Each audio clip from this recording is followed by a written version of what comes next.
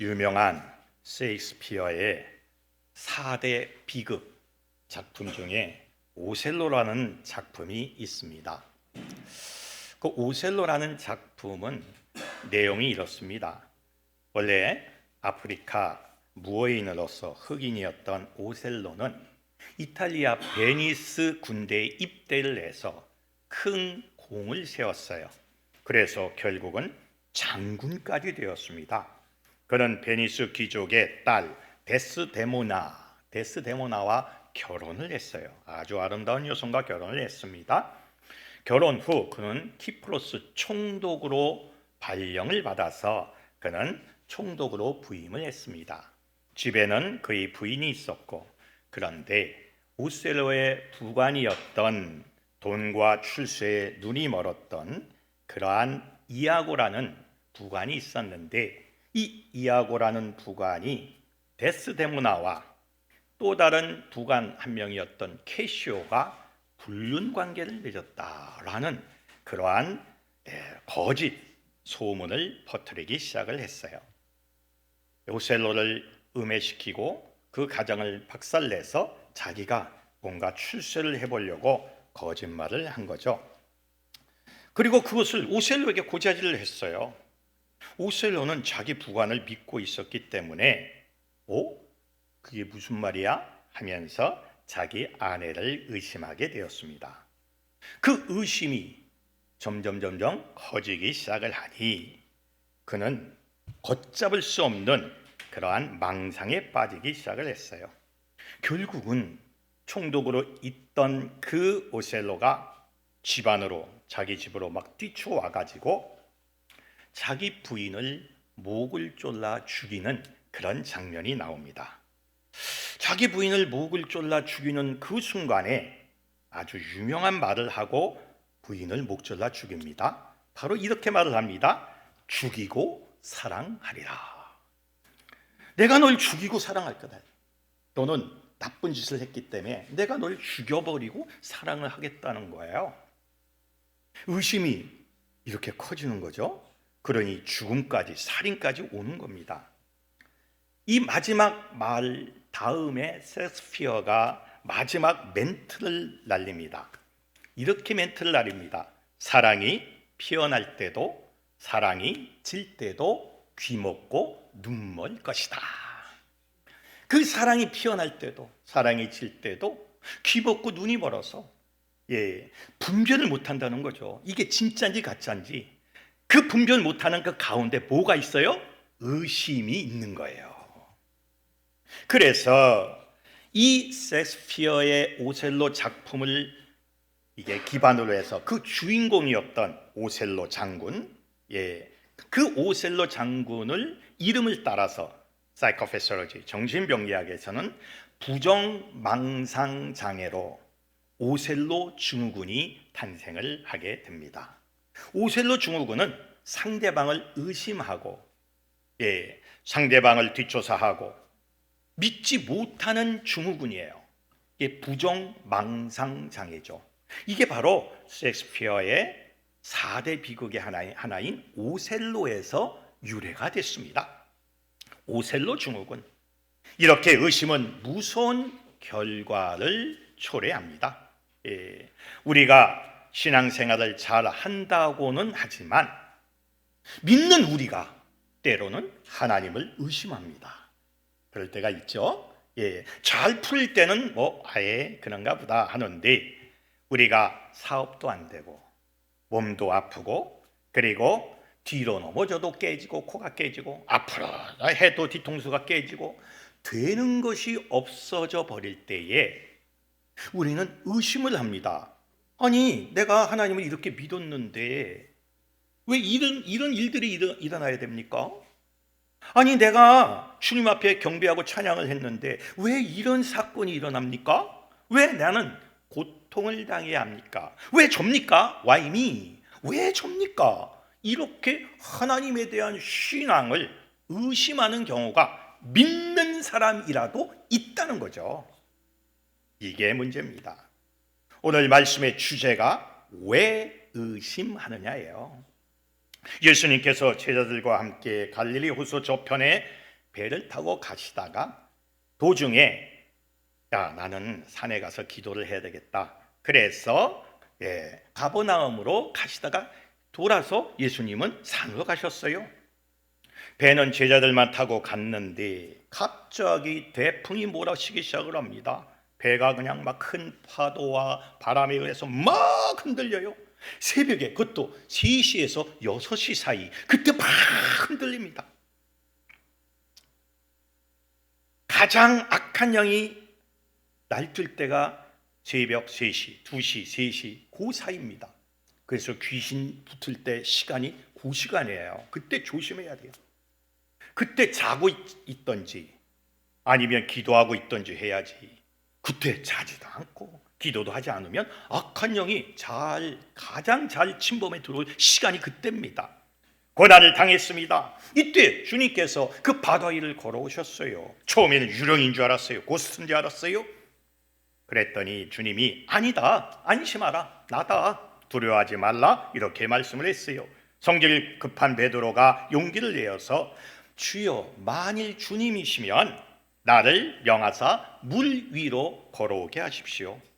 주님께서 그래야, 자, 손 잡아 와. 물 위를 몇 발자국 걸어가다가 베드로는 바다를 보고 갑자기 두려움이 생겨서 물에 빠지기 시작을 합니다. 그때 주님께서 베드로를 물에서 건져내시면서 이렇게 말씀하지 않습니까? 믿음이 적은 자여, 왜 의심하느냐. 참 이게 문제입니다. 예수를 만난 제자들이에요. 예수의 설교를 들었던 분인데 의심이 생겼다는 것. 이 의심이라는 것은 그리스어로 디아크리노라 그럽니다. 이 디아크리노는 주저하다, 구별하다, 판단하다, 흔들리다, 그런 뜻입니다. 또 하나의 단어가 있는데 디아로기스모스라 그래요.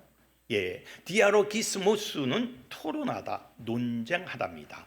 이 디아크리노나 디아로기스모스는 다 의심하다는 그런 의미를 갖고 있어요. 디아크리노는 흔들리는 거예요. 내가 하나님을 믿고 있는데 흔들려가요. 디아로기스모스는 논쟁을 하는 거예요. 하나님 이럴 수 있어요? 하나님 왜 나한테 이 억한 감정을 갖고 있어요? 이렇게 막 하나님과 논쟁하는 거예요. 그러니까 디아크리노나 디아로기스모스는 다 의심하다라는 의미를 갖고 있어요. 불신앙, 신뢰와 주저와 하나님을 믿지 못하는 그런 상태를 의미합니다. 자, 우리의 삶 가운데, 우리의 믿음 가운데 왜 의심이 생깁니까? 몇 가지 이유 때문에 의심이 생깁니다. 첫째는 자꾸 주위 환경을 바라볼 때에 우리는 의심이 생깁니다. 마태복음 14장 30절 오늘 본문의 말씀 우리 다 같이 한번 읽어봅시다. 시작. 바람을 보고 무서워 빠져가는지라 소리질러 이르되 주여 나를 구원하소서 하니. 아멘. 베드로가 주님만 보고 갔을 때는요, 바다 위를 걸어갔어요. 물 위를 걸어갔다고. 그런데 뭘 봤어요? 바람을 본 거야. 환경을 본 거예요. 우리가 우리 주위의 환경을 자꾸 보게 되면 의심이 생겨요. 환경이 좋은 환경이 아니잖아요. 그 바람은 주위의 환경입니다. 문제입니다. 우리가 갖고 있는 여러 가지 문제예요. 우리가 자꾸 문제를 보면요, 문제에 빠져버립니다. 그래서 자꾸 의심이 생겨요. 기도도요, 내 문제만 놓고 기도하면요 해결이 안 돼요. 왜냐하면 그 문제가 기도를 잡아먹어요. 여러분, 문제가 있을 때 문제를 놓고 기도할 수는 있어도 문제만 위해서 기도하면 해결 없어요. 그럼 문제만 생각나는 거예요. 여러분, 기도할 때 우리 누군 생각하면서 기도해야 돼요? 하나님, 예수님, 성령님만 생각을 해야 돼요. 그런데 문제만 생각이 나. 그러면 문제가 되고 그 문제가 하나님이 돼버려.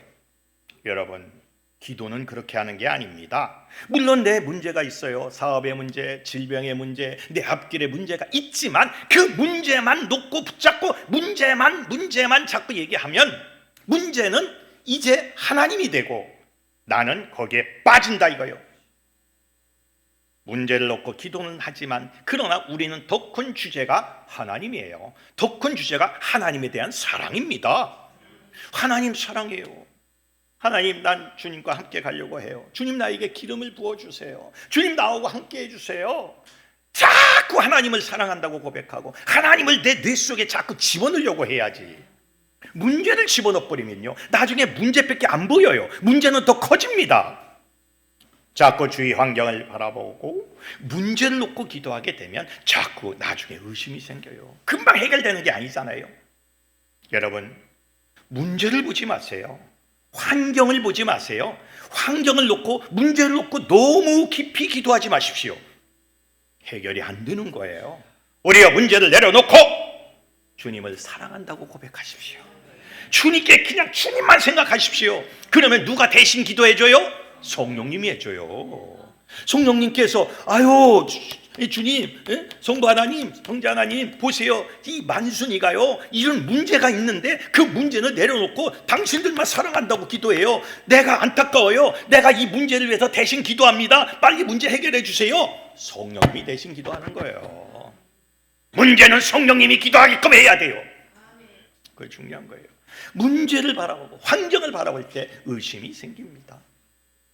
두 번째는 믿음이 적을 때의 의심이 생기죠. 우리 마태복음 14장 31절 주님이 하신 말씀 다시 한번 읽어보겠습니다. 시작. 예수께서 적시의 손을 내밀어 그를 붙잡으시며 이르시되 믿음이 작은 자여 왜 의심하였느냐 하시고. 아멘. 믿음이 작으면 자꾸 의심이 생기죠. 우린 굳세 믿음을 갖고 나가야 돼요. 채필근 목사님의 일화 가운데 이런 내용이 있어요. 그분이 만주 일대를 선교했던 적이 있습니다. 그런데 선교부에서 지원금을 받았어요. 그래서 그 지원금을 가지고 각 교회를 다니면서 나눠줍니다. 한 번은 지원금을 잔뜩 쥐고 순회를 하는 도중에 어떤 외딴 곳에 이르러서 객주집에 잠을 자게 됐어요. 그 객주집에 보니까 사람들이 빠글빠글대. 그래서 조그마한 방을 하나 얻었는데 그 방에 또 한 명의 손님을 받는 그 주인에 의해서 두 명이 잠을 자기 시작을 합니다. 조그만 방에 두 명이 이제 묵어야 됐는데 두 사람이 서로 잠을 못 자는 거야. 왜냐하면 채필근 목사님은 혹시 저놈이 내가 잠든 사이에 돈을 훔쳐가면 어떡할까 하고 꽉 쥐고 그냥 그 잠도 못 자냐 밤새껏 눈 뜨고 있는 거야. 상대방도 마찬가지야. 상대방도 혹시 저놈이 내가 가지고 있는 돈을 내가 잠든 사이에 훔쳐가면 어떡할까 하고 또 꽉 쥐면서 눈을 뜨면서 자는 거예요.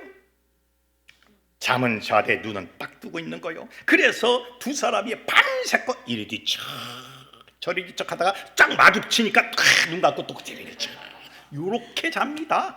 아침이 됐어요. 주인장이 요만한 밥상에다가 밥을 하고 반찬을 갖고 왔어요. 자, 둘이 겸상을 하세요. 같이 드세요. 그래서 마주보고 밥을 먹습니다. 채필근 목사님이 식기도를 합니다. 주님 감사합니다. 오늘도 음식을 주셔서.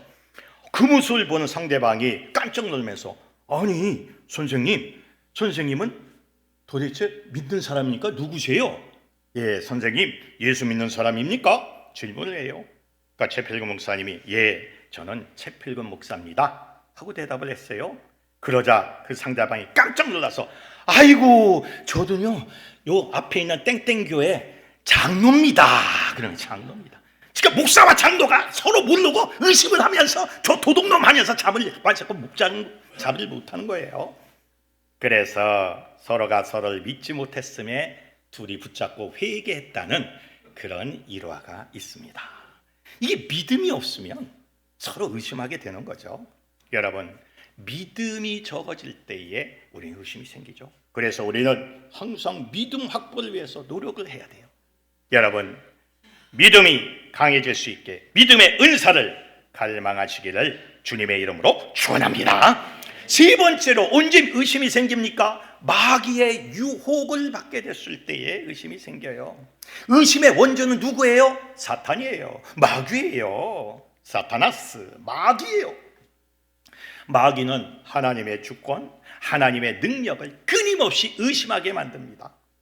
그래서 요한복음 8장 44절에 보면 그 마귀를 거짓의 아비다 그 의심을 하게 하는 거짓의 아비다. 이렇게 증거를 합니다. 우리 다 같이 한번 읽어봅시다. 시작. 너희는 너희 아비 마귀에게서 났으니 너희 아버지의 욕심대로 너희도 행하고자 하느니라. 그는 처음부터 살인한 자요 진리가 그 속에 없으므로 진리에 서지 못하고 거짓을 말할 때마다 제 것으로 말하나니 이는 그가 거짓말장이요 거짓의 아비가 되었습니다. 아멘. 마귀는 다 거짓말이야. 마귀 말은 100% 거짓말이에요.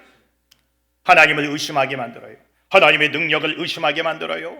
그래서 자꾸 우리를 유혹하여 가면서 하나님의 능력에서 멀어지게 만듭니다. 예. 내 마음속에 자꾸 의심이 일어나면 누가 온 거예요? 마귀가 온 거예요. 그거 어떻게 해야 됩니까? 쫓아야죠. 이 더러운 마귀 새끼야, 의심 마귀 새끼야, 내가 예수 그리스도 이름으로 명하노니 떠나갈지어다. 이렇게 선포하고 명령해야 돼요. 마귀가 온 거예요. 그러니까 이걸 카트를 시켜야 계속 카트를 시켜야 돼요. 예. 마귀가 우리의 유혹에 들어올 때에 의심이 생기는 거 꼭 기억하시고 의심 마귀와 싸워 이기는 여러분이 되시기를 주님의 이름으로 축원합니다. 네 번째로는 기다림에 지쳐 있을 때에 의심이 생깁니다.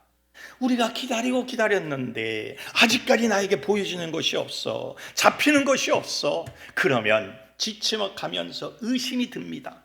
아브라함이 그러지 않았습니까? 야, 내가 너에게 아들을 줄 것이다. 75세에 아들 줄 것을 예언받았어요.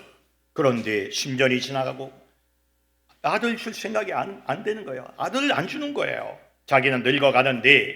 그러니까 어떡합니까? 의심이 생길 수 있고 그것 때문에 결국은 인간적인 방법을 사용하지 않습니까? 우리는 불평하지 않고 불만하지 않고 끝까지 기다림을 가지고 있어야 돼요. 시편 37편 7절에 보면 우리 다 같이 한번 읽어봅시다. 시작. 여호와 앞에 잠잠하고 참고 기다리라. 자기 길이 형통하며 악한 길을 잃는 자 때문에 불평하지 말지어다. 아멘. 제가 사역을 하다 보면 그걸 알 수가 있어요.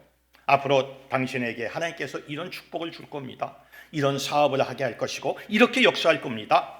처음엔 아멘으로 받아요. 기분 좋죠. 이런 사업을 하고 물권, 용권, 인권이 생긴다니까. 근데 그게 어떤 사람은 빨리 이루어지는 사람도 있지만 어떤 사람은 하나님이 그 믿음을 테스트해보고 기다리는 경우가 또 많아요. 그러니까 시간이 흘러. 그러면 나중에 의심이 생깁니다.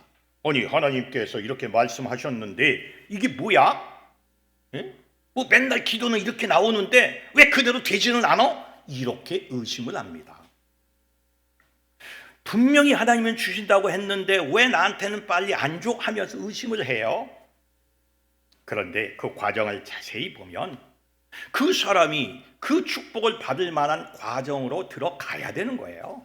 자기는 하나님 앞에 드릴 생각은 안 하고 자기는 하나님 앞에 바칠 생각은 하지 않으면서 이루어지지 않는 것만 가지고 의심을 합니다.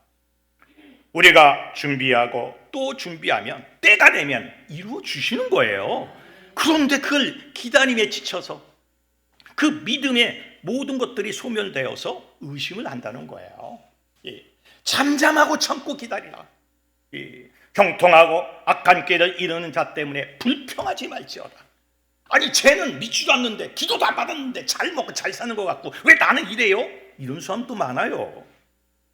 여러분, 불평한 게 아니에요. 우리는 끊임없이 기다림을 갖고 있어야 돼요. 기다림에 지칠 때 의심이 생기는 겁니다. 4가지가 의심의 원인이 돼요. 첫째 뭡니까? 자꾸 주위 환경을 바라볼 때. 두 번째 뭐예요?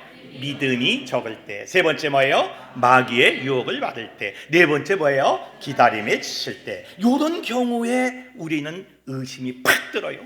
그거 뭐야? 하나님이 그렇게 말씀하셨다는데 이게 뭐야? 이런 불평. 벌써 불평이 생기면 의심이 들어온 거예요. 불평이 생기면. 자, 이런 의심의 결과가 뭡니까? 의심의 결과 3가지가 나타나요.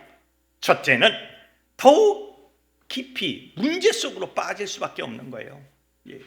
더 깊이 문제 속으로 빠져요. 의심을 하면 할수록 의심이 생기면 생길수록 방법을 찾는 내용이 없어져 버려요. 해결할 수 있는 방법이 생기지 않아서 결국 깊은 문제의 바다로 빠져들고 그 시험을 이길 수가 없다는 거죠.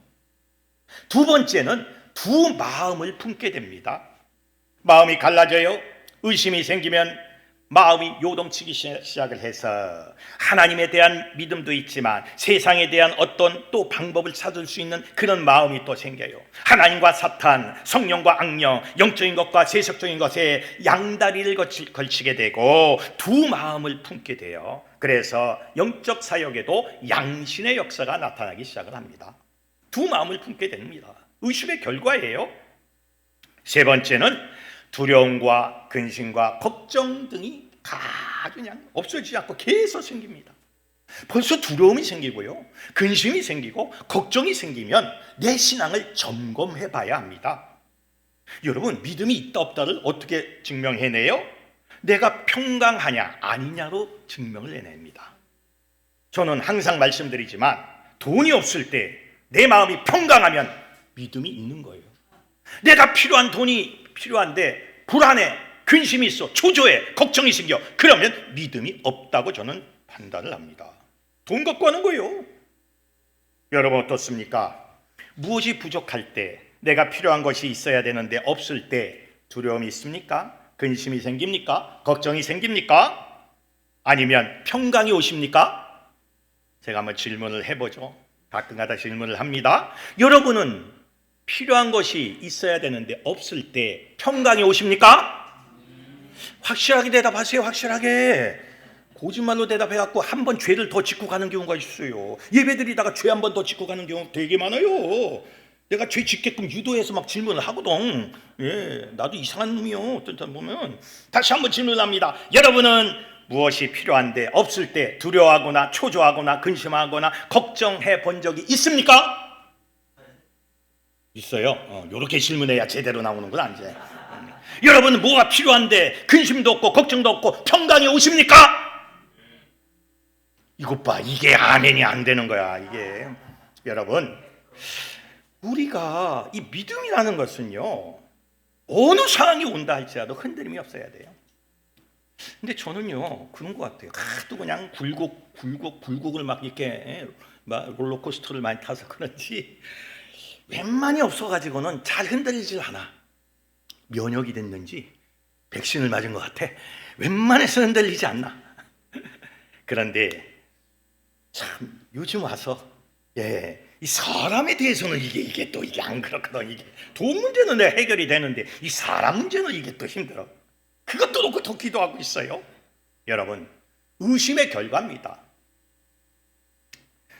자, 그러면 오늘 핵심적인 내용입니다. 어떻게 해야 의심을 물리치고 평강을 얻을 수 있을까요? 오늘 말씀의 핵심입니다. 어떻게 해야 의심을 물리칠 수 있을까요?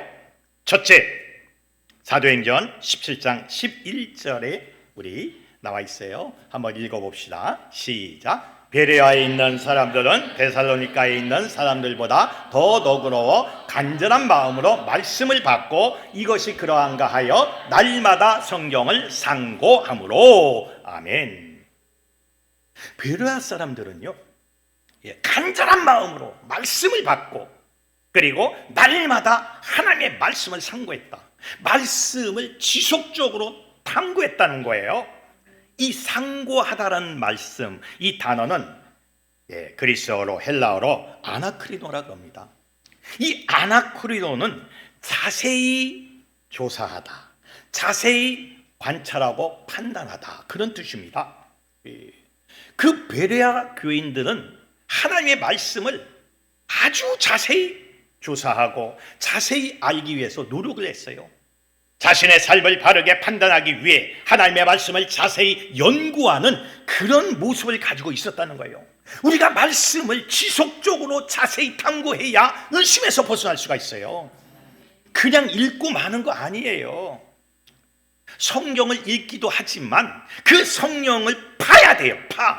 그 뜻을 파야 돼요. 자세히 탐구했다, 상고했다는 뜻이에요. 이 상고했다는 이 아나크리노는 그냥 읽었다는 뜻이 아니에요.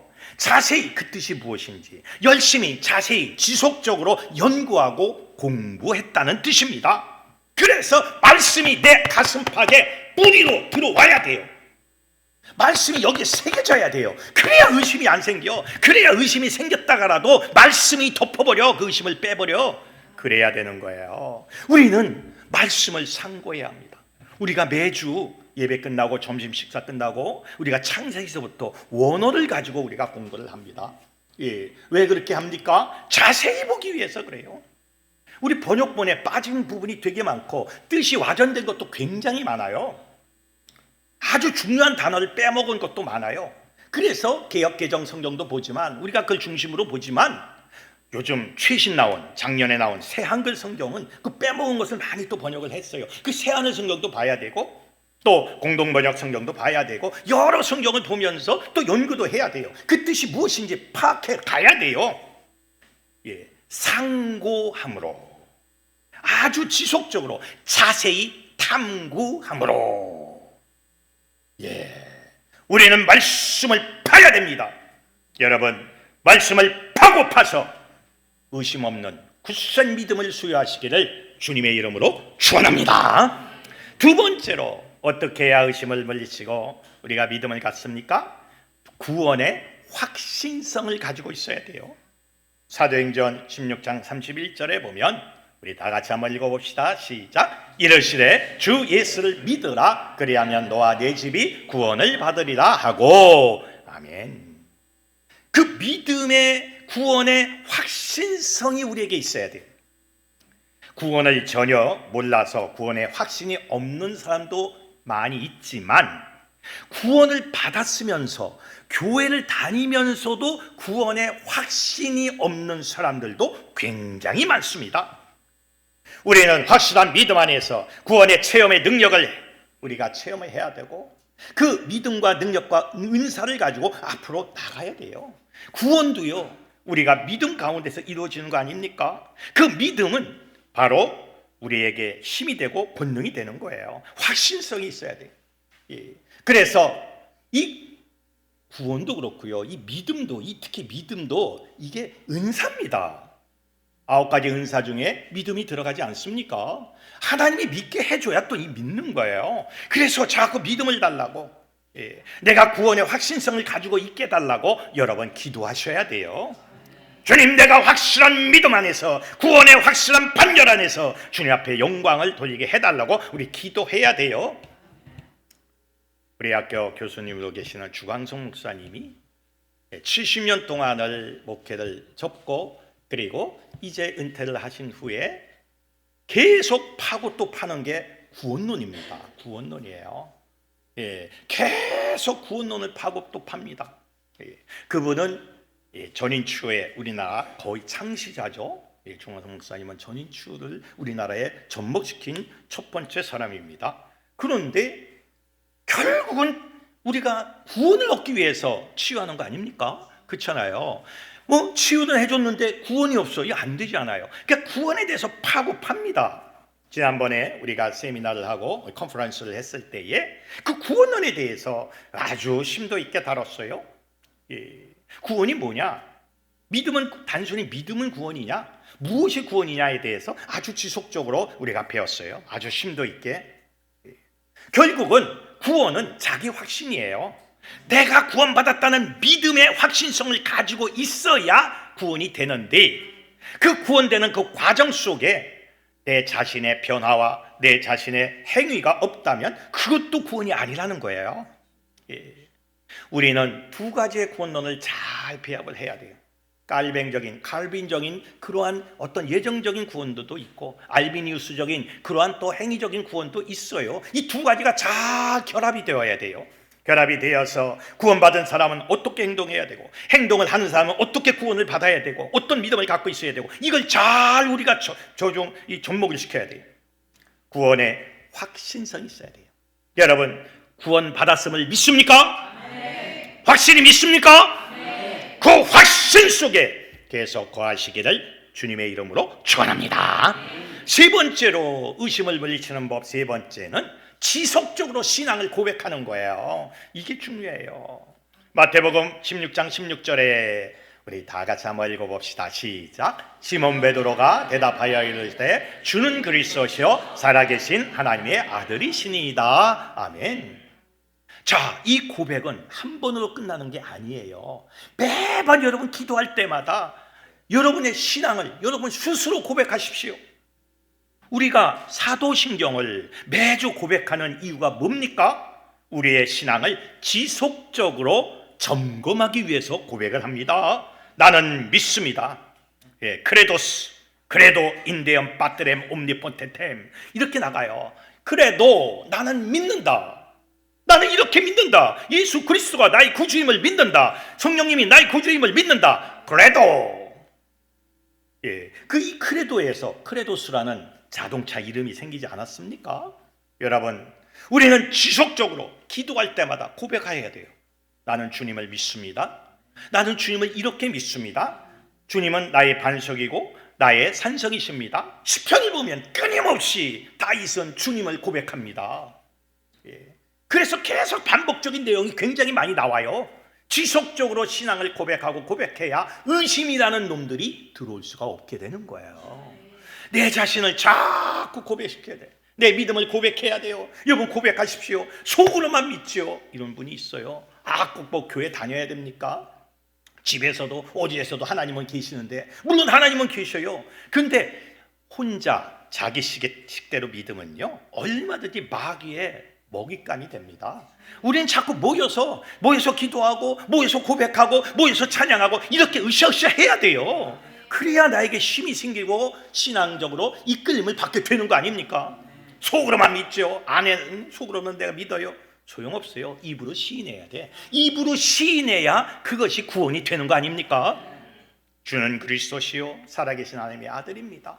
지속적으로 여러분 어느 때 있든지 주님을 고백하시기를, 신앙을 고백하시기를 주님의 이름으로 축원합니다. 네 번째로는 하나님의 영으로, 성령으로 충만해져야 된다는 거예요. 자, 보세요. 사도행전 9장 17절에서 18절에 보면 우리 한번 읽어봅시다. 시작. 아나니아가 떠나 그 집에 들어가서 그에게 안수하여 이르되 형제 사울아, 주고 내가 오는 길에서 나타나셨던 예수께서 나를 보내어 너를 다시 보게 하시고 성령으로 충만하게 하신다 하니 즉시 사울의 눈에서 비늘 같은 것이 벗어져 다시 보게 된지라 일어나 세례를 받고. 아멘. 보세요. 이제 사울이 바울로서 사명을 감당하기 위한 준비 단계입니다. 그 직전에 아나니아가 하나님의 명을 받고 와가지고 기도해 주는 말씀입니다. 사울에게 안수해 가면서 형제 사울아, 주고 내가 오는 길에 나타나셨던 예수께서 나를 보내어 너로 다시 보게 하시고 성령으로 충만하게 하신다 하니 즉시 사울의 눈에서 뭐가 떨어져 나갔어요? 비늘 같은 것. 그 사울의 눈에 끼어있던 세상적인 율법적인 그런 비늘이 떨어져 나갔다는 거예요. 그때부터 사울은 바울이 되고 예수를 증거하기 시작을 합니다. 성령님에 의해서 의심이 벗겨져 나가고 비늘이 벗겨져 나가고 비로소 진리를 보게 되고 주님의 영광을 나타나게 된다는 거예요. 우리는 내 안에 비늘 벗겨내야 돼요. 내 마음에 있는 비늘 벗겨내야 돼요. 내가 가지고 있는 굳은 마음, 의심하는 마음, 믿지 않는 마음, 이게 다 벗겨져 나가야 되는데 이건 내 힘으로 벗겨져 나갈 수가 없어요. 성령으로 되는 거예요. 하나님의 영으로 되는 거예요. 내가 하나님의 영으로 충만하게 될 때에, 내가 하나님의 영으로 전진하려고 할 때에 그 충만함이 내 모든 의심과 내 모든 근심과 내 모든 두려움과 내 모든 세속적인 것을 벗겨낸다 이거예요. 그래서 성령으로 충만하려고 계속 성령님을 향해서 기도해야 돼요. 성령님 임하십시오. 성령님 임하십시오. 성령님 역사하십시오. 우리가 무엇을 하든지 성령으로, 사업을 해도 성령님이 임하셔야 돼요. 성령님이 여기에 임재하십시오. 성령으로 가득 차게 하여 주옵소서. 우리 예배에, 우리 교회에 성령님이 임재하십시오. 우리 사업장에 성령님이 임재하시옵소서. 우리 가정 위에 성령님이 임재하여 주옵소서. 성령으로 충만해질 때에 의심과 근심과 걱정과 두려움이 다 사라져 나가고 거기에 평강과 능력과 권능과 축복이 임하게 된 거예요. 여러분, 성령으로 충만한 삶을 사시기를 주님의 이름으로 축원합니다. 다섯 번째입니다. 이제 마지막 하나 아주 중요한 게 남았는데 바로 요사밧의 신앙 모델을 따라가는 거예요. 참 이게 중요합니다. 저는 요사밧의 그 신앙 모델이 우리 기독교인들이 전부 가져야 될 모델이라고 생각을 합니다. 요사밧이 유다의 왕으로 있었을 때 모압 자손과 그리고 암몬 자손과 그리고 세일산에 있는 그 에서의 후예들이 쳐들어왔어요. 쳐들어와 가지고 이스라엘 그 앞을 와 가지고 유다 앞으로 와서 포위를 하기 시작을 합니다. 엄청나게 많은 숫자가 쳐들어왔습니다. 그런데 요사밧은 이상한 행동을 취합니다. 바로 네 가지의 이해할 수 없는 행동을 취합니다. 첫째는 금식을 선포합니다. 아니, 지금 적군이 쳐들어와서 잘 먹고 싸워도 모자를 파네. 그렇잖아요. 배가 고프면 어떻게 싸웁니까? 적군이 떼거지로 쳐들어왔는데 밥을 먹지 말래. 금식을 선포하는 거예요. 먹고 싸워도 모자랄 판에 금식을 선포했어요. 여러분, 이게 가능한 상황입니까? 이야기입니까? 상황이 나빠지고 최악의 고통이 나에게 다가왔을 때에 우리는 세상적인 방법으로 싸우는 것이 아니라 하나님의 방법으로 싸우는 거예요. 요사밧은 금식을 선포했어요. 그리고 그 금식을 통해서 하나님의 영을 불러들이기 시작을 합니다. 이 첫 번째 방법이에요. 두 번째로는 모두 모여서 한 곳에 기도하게끔 했습니다. 모든 백성을 불러 모았어요. 역대하 20장 4절에 보니까 유다 사람이 여호와께 도우심을 구하려 하여 유다 모든 성읍에서 모여와서 여호와께 간구하더라. 모두 모여서 한 곳에서 기도했어요. 아니, 적군이 쳐들어왔는데 전쟁은 대비하지 않고 전략과 전술을 짜고 어디에 군사를 배치하지? 어떻게 싸우지? 이렇게 해야 되는데 공격 루트를 차단시키는 군사작전을 펴야 되는데 그 군사들을 배치하지 않고 모두 모여서 군인까지 모두 모여서 뭐 했다? 기도했다는 거예요. 여러분, 의심이 들고 문제가 해결되지 않을 때 어떻게 해야 됩니까? 기도하는 거예요. 오직 하나님만이 해결할 수 있는 거예요. 기도하는 거예요. 기도했다는 거죠. 세 번째는 아주 유명한 말이 있죠. 역대하 20장 12절에 한번 따라서 해보세요. 오직 주만 바라보나이다. 오직 주만 바라보나이다. 주님께 필이 꽂힌 거예요. 이제 우리는 대적할 능력도 없어요. 어떻게 할 줄도 몰라요. 오직 주님만 바라보나이다. 여러분, 문제의 해결은 주님한테 있는 거예요. 주님만 바라보는 거예요. 주만 바라보는 거예요. 주님을 향해서 기도하고 주님을 향해서 전진해 나가는 거예요. 뭐 이것도 안 되고 저것도 안 되는데 뭘 더 우리가 할 수 있는 게 뭐가 있어요? 주님만 바라보는 거죠. 적군이 쳐들어왔어요. 군대나 식량이나 무기를 점검하기보다 주님을 더 바라보는 거예요. 주님을 찾고 주님 앞에 기도하는 겁니다. 우리 인생에 어려움이 닥쳐올 때가 너무 많아요. 젊었을 때는 그거 잘 모릅니다. 근데 살아보면 살아볼수록 어려움은 더 많이 쌓여. 좀 어느 정도 경력이 쌓이면, 나이가 쌓이면 이젠 좀 없을 때도 됐잖아요. 그런데 또 있어. 뭔가 또 있어. 좀 평강해졌어 이렇게 생각을 했더니 또 있어 뭔가. 우리는 어떻게 해야 됩니까? 주만 바라보는 거예요. 오직 주님만 바라보고 주님께 기도하는 거예요.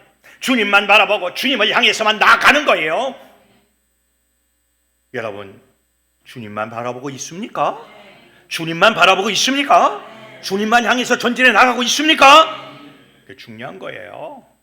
그리고 네 번째로 아주 결정적인 행동을 취합니다. 감사하면서 찬양을 하기 시작을 합니다. 감사하면서. 어떻게 찬양합니까? 역대하 20장 21절에 보면 우리 찬양송이 여기 나옵니다. 주께 감사하세 그는 선하시며 인자하심이 영원함이로다. 이렇게 찬양을 해요. 이렇게 우리 같이 한번 찬양해 봅시다. 시작. 주께 감사하세 그는 선하시며 인자하심이 영원함이라. 주께 감사하세 그는 선하시며 인자하심이 영원함이라.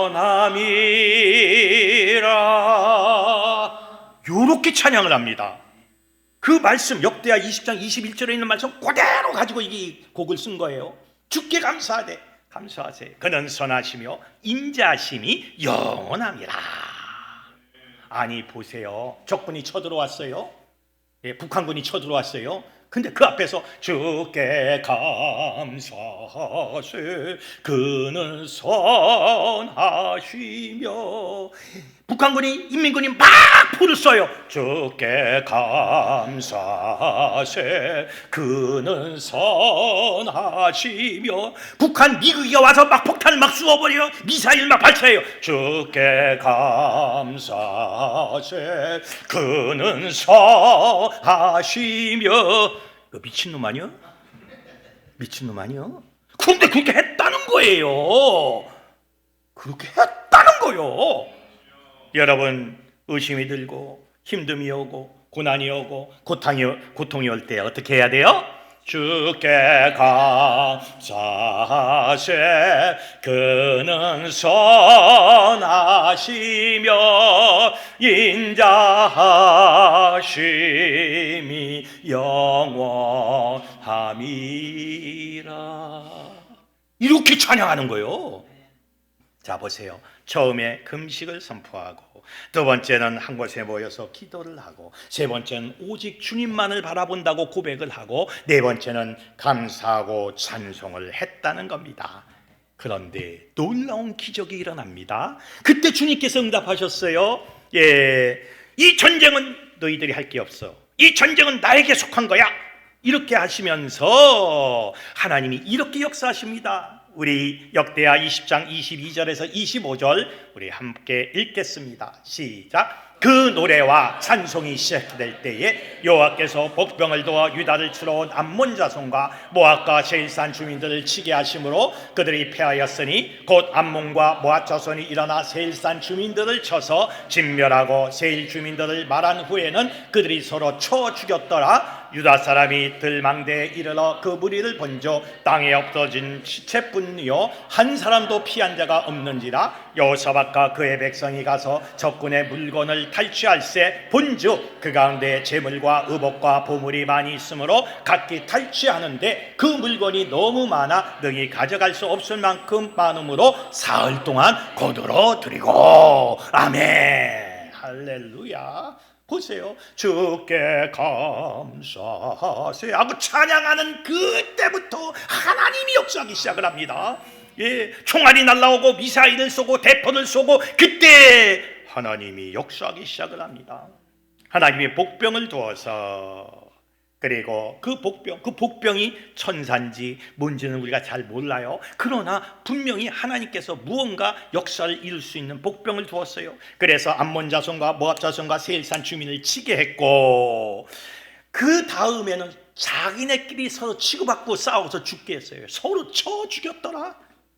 암몬은 모압을 쳐 죽이고 모압은 암몬을 쳐 죽이고 세일산 주민들은 또 모압과 암몬을 쳐 죽이고 지들끼리 쳐 죽이고 쳐 죽여 해서 전부 다 전멸시켰더라. 믿습니까? 이게 하나님의 방법입니다. 능력입니다. 예, 하나님의 능력이에요. 그래서 그들이 갖고 온 물건을 얼마나 많아요. 칼과 창도 있지만 먹을 걸 갖고 왔을 거 아니에요. 그 먹을 거, 또 금은 보화도 갖고 왔을 거 아니에요. 그런 거 탈취하는데 사흘 동안 거저 먹었어.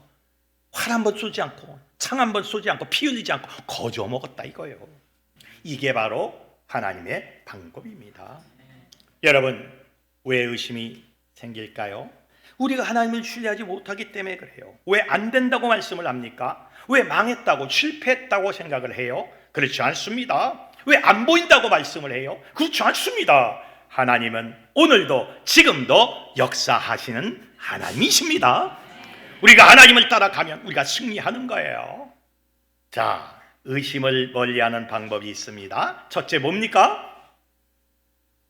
그냥 들으면서 까먹죠. 예, 감사해요. 자꾸 까먹어 주시니까 다음번에 똑같은 설교에도 날마다 새로워. 다시 한번 첫 번째 뭡니까? 의심을 물리치는 법?